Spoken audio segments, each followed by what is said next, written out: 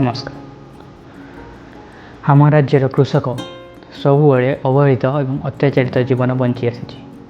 छोट पिलाटी भूल करे एक कृषक परिवार रे जन्म नहीं, कारण ता पाखरे सेतिकी टंका न थाए जेतिकी टंका बड़ बड़ गाड़ी चढ़ी बुलुथिबा बाबू पाखरे बा तांको पिला मानक पाखरे थाए। से पिलाटी ना केबे भल पिंधि पारे ना केबे भल स्कूल रे पढ़ी पारे। पखाल भात सह आलू चकटा खाई बड़ बड़ स्वप्न देखि थाए। जानी न थाए तार स्वप्न सत हेब कि नहीं। आमे सेही मानकु गरीब अवहेलित बोली कहू जो कृषक भाई मानक पई आमे एसी रूम रे बड़ बड़ रेस्टोरेंट रे बसी स्वादिष्ट खाइबा खाई थाउ।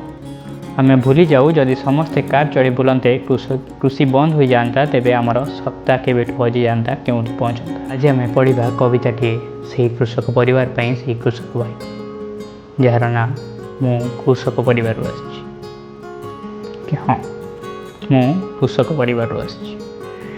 हाँ मु कृषक परिवार आसी। लिंब और करंज काठी दांत मार्जन करने शिखी। हाँ मु कृषक परिवार आसी। लिंब और करंज काठी दांत मार्जन करने शिखी। निजे न खाई अन्य को खाद्य जोगाइबार पण मु करिछि। हाँ मु कृषक परिवार आसी। मुंड झाड़ तुंडरे मारी बंचिबा मु शिखी। ओळिए खाई ओळिए उपास रही मु बंची। हाँ मु कृषक परिवार आसी। हाँ मु कृषक परिवार आसी। सूर्य तापरे अन्य पाई निज जीवन आहुति मु देउछि। शीत वर्षार खातिर न करी युद्ध क्षेत्र जोग देउछि। हाँ मु कृषक परिवार आसी। बिना ढालरे युद्ध करिवार प्रशिक्षण मु नेछि। खाता कलम बदल रे कोदाल कोड़ीर व्यवहार मु करिछि। हाँ मु कृषक परिवार आसी।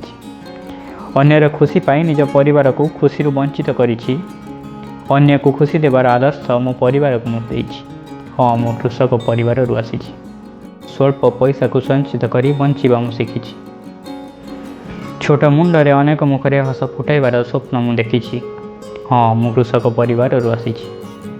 दुखी दरिद्रंक दुख कष्ट मु सर्वदा बुझी।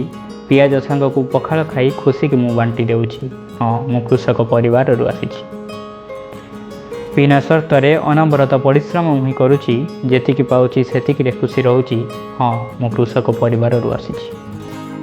हाँ मु कृषक परिवार आसी। निस्वार्थपर भाव देश मातृकार सेवा करुँची। हाँ मु कृषक परिवार आसी।